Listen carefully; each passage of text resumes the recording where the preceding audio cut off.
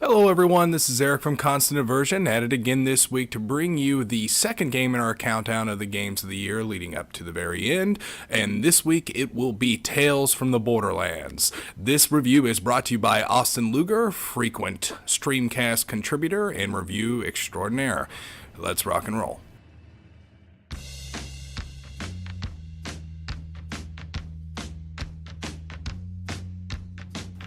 Walt Disney was very nervous during the process of making the very first animated feature film Snow White and the Seven Dwarfs.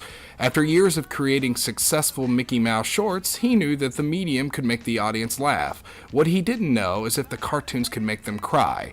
After years of obsessing over the feature, he was validated with a premiere full of weepy adults when it appears the fairest in the land had died.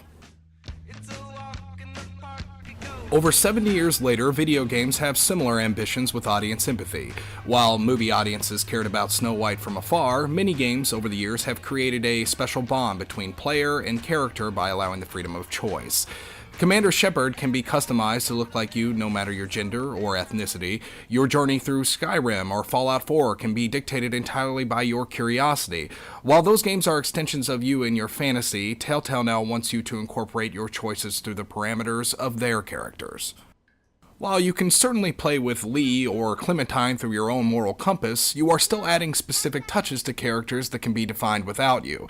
A Dragon Age character is an empty avatar, waiting for you to make them real. A Telltale character is waiting for you to make them more nuanced. While this sounds like it's limiting, it ends up being equally rewarding. Tales from the Borderlands is the company's highest achievement so far, mostly because of the richness of their ensemble. The wonderfully crafted story is split between a naive corporate lackey named Reese and a sometimes successful con artist named Fiona. Their intersecting story is filled with their closest companions, various people who want to kill them, loyal robots, disloyal humans, allies, and idiots. Some of them are from the Gearbox franchise, but the majority of them are new to the canon and will be impossible for new fans to know the difference because of how well realized each one of them are. You are the freaking cutest robot I've ever seen. Thank you! You're not so bad yourself. Meow. Awesome. Awesome! Awesome. Awesome. At first, the choices needed are not as dire as any of the other Telltale games. This isn't Westeros. Pandora is actually supposed to be fun. You're in control through the most elaborate and exciting action scenes of the year. The budding romance is actually quite touching, and the banter is laugh out loud hilarious. I'm gonna stop the truck! How? I don't know, just cover me. With what? You'll figure it out. The investment in these characters is created through likability, not through wondering if a zombie is going to kill them at any second. The characters are given time to have a larger range of emotions and different types of conflicts, external and internal, than any other Telltale characters we've ever seen. I kept anticipating every episode not to resolve the cliffhanger, but to spend more time with everyone. This is why we return to TV shows week to week. But with Telltale, we get the extra dose of limited agency. Having restraints is not a detractor, but a strength. We're able to tone Reese and Fiona into something more personal while the narrative evolves into one of the most brilliantly structured stories of the medium. Everything gets a thematic payoff, not only with the series' mysteries, but with every character's evolution.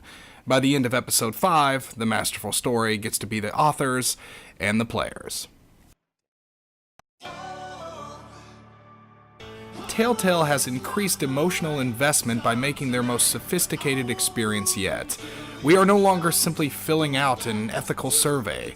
We actually get to be the ones who get to go back to the top. Thanks so much for watching. This is Eric signing off for Constant Diversion, and we'll catch you next week for the next game on the countdown.